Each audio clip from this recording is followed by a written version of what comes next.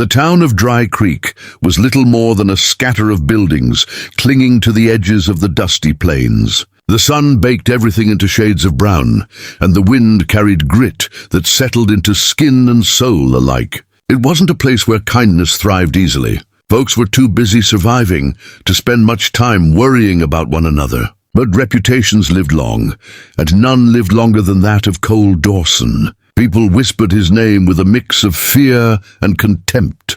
Once, he'd been the sort of cowboy others respected, known for his hard work on the ranch, his way with horses, and his laugh that could fill a room. But something had soured him. A betrayal in love, some said. A fight with his own brother, others swore. Whatever the reason, Cole Dawson had become a mean man, quick with a sharp word, quicker with a cruel smile. If there was laughter in the saloon, it was usually Cole leading it, and somebody else paying the price. Into this hard little town walked Mary Collins and her boy Jacob.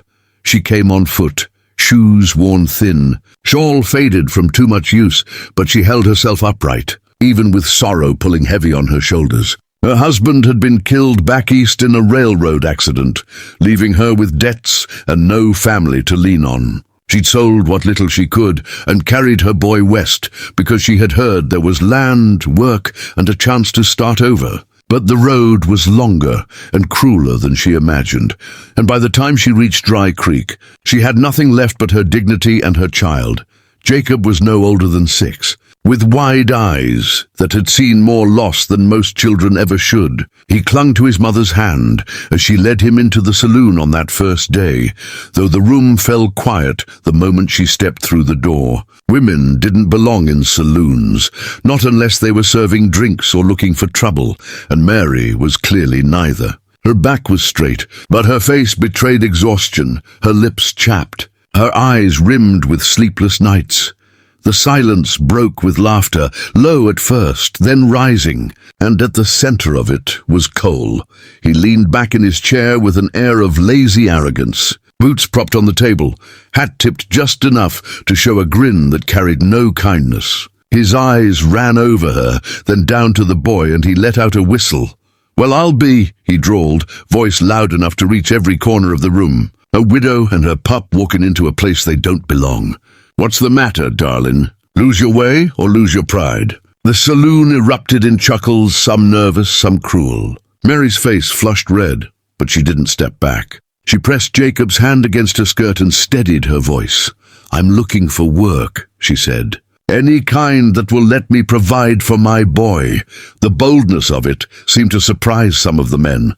But Cole laughed long and hard, slapping his boot against the table. "Work? Lady, you've come to the wrong town for charity. We can barely feed ourselves. You think we got a place for a woman who don't know a plow from a pistol? You'd do better turning around and heading back east. Ain't no room here for the weak." Mary's jaw tightened, but she didn't let him see her falter. "I'm not asking for charity, just a chance." That silenced the room for a heartbeat, but then Cole sneered and raised his glass. "Well, there you have it, boys, a chance. Maybe she'll sew us all shirts for free if we smile pretty enough." A few laughed again, but not as loudly. Something about the way Mary stayed standing, chin lifted, seemed to make their laughter catch. She moved past the stairs, found an empty table in the corner, and sat with Jacob. From there she began speaking quietly to anyone who'd listen, offering to mend torn clothes, bake bread, wash linens. She was steady, calm, and refused to be driven out. Jacob, small though he was, carried a spirit untamed by cruelty. He wandered near the tables, asking questions about the cowboys' horses, staring at their boots and spurs, laughing at their jokes with the pure innocence of a child who didn't see danger where others did. A few of the men softened, giving him coins for candy or letting him sit on their knees for a story. But Cole never softened. Every time he saw her, he had something sharp to say. "Widow Collins, patching pants for pennies. Maybe you'll stitch yourself a new man while you're at it." Or, "Careful there, Mary, your boy's running wild again. Best keep him tied to your skirts before he ends up under a horse." His words stung, but Mary never lashed back. She answered only with a nod or a quiet, "Thank you for your concern, Mr. Dawson." That restraint baffled him. Most folks either shrank away from his jabs or spat back in anger. But she didn't give him the satisfaction. She kept on working day after day, making a place for herself where no place had been offered. As weeks passed, people grew used to the sight of her. Men brought her shirts with ripped sleeves, women gave her baskets of laundry, and soon her pies became something the saloon regulars bought eagerly. She earned little, but it was enough to keep her and Jacob fed, enough to keep a roof barely over their heads. But Cole still mocked her. He didn't know why. Maybe because he saw something in her he didn't want to face. Resilience. Maybe because she refused to bend under his cruelty, and that unsettled him. Whatever the reason, he made sure she never forgot she was an outsider. Yet Jacob never feared him. The boy would smile at Cole, wave even when Cole scowled. Once Jacob even toddled over and offered Cole a piece of hard candy he'd saved. Cole had stared at it, then at the boy's earnest face, before barking out a laugh and waving him off. But later that night, he caught himself remembering the boy's smile, and it bothered him. Then came the storm. Rain poured down for 2 days, flooding the streets, breaking fences, drowning crops. When the sky finally cleared, the town was left in tatters. And in the aftermath, Jacob fell sick. A fever burned through his small body, leaving him weak and gasping for breath. Mary carried him through the muddy street, shawl wrapped tight, begging the town doctor for help.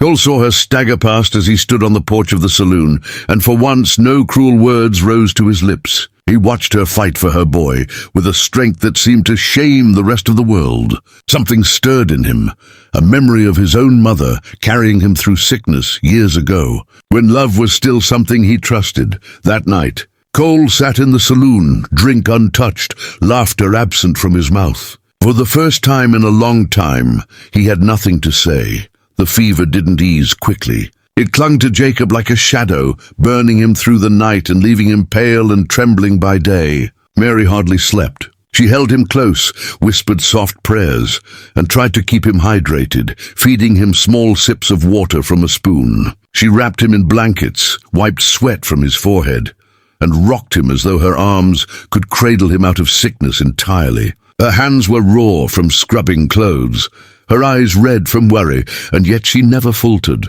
Every time she looked at Jacob, she saw her own determination mirrored in his small face. And it gave her the strength to keep going, even when exhaustion threatened to break her. The townsfolk noticed her struggle. Some offered bits of food, some left small coins on her doorstep, but no one dared cross Cole Dawson. He was the meanest man in Dry Creek, and even those who pitied Mary thought better of asking him for help. But Cole didn't laugh that day. He didn't mock. He watched from a distance as Mary carried her boy through the mud, shaking with every step. And something stirred deep in him, a memory of someone he had once loved. Someone who had fought for him when he couldn't fight for himself. That night, as the wind howled through broken shutters and the rain fell in the remnants of puddles on the dirt streets, there was a knock at Mary's door. She opened it slowly, half expecting the storm itself to have brought some cruel trick. But there stood Cole Dawson, holding a bundle of firewood in one hand and a sack of provisions in the other. His hat was pulled low, hiding the usual smirk, and for a moment Mary didn't recognize the man who had spent weeks mocking her. "Town's cold tonight," he muttered gruffly. "Figured you could use this." Mary's hand trembled as she took the gifts. "Thank you, Mr. Dawson," she said softly, unsure if gratitude was allowed between them after all the ridicule he'd thrown her way. Cole turned as if to leave, but then Jacob's weak voice called from behind her. "Mr. Cole?" The boy's small hand lifted slightly from the bed, a silent invitation. Cole hesitated, every instinct telling him to walk away. But something in that fragile voice made him step inside. The room was small, filled with the smell of damp wood and faint traces of soap and bread. Jacob's eyes lit up faintly when he saw him. "You always sound mean," the boy said, his voice soft and unafraid. "But I don't think you are." Cole's jaw tightened and he looked away. He had no words, and the silence hung between them heavier than any storm outside. He perched on a chair, awkward and stiff, feeling more vulnerable than he had in years. Mary didn't speak either, just watched, waiting, wary, but trusting that somehow this man had found a reason to pause his cruelty. That night, Cole stayed. He brought water for the fevered boy, tended the fire, and did small chores without speaking much. Mary sang lullabies as Jacob drifted between sleep and fevered dreams. And for the first time in a long while, Cole Dawson experienced something he hadn't allowed himself to feel in years. The quiet presence of someone who needed him, someone who trusted him despite everything. By morning, Jacob's fever had broken.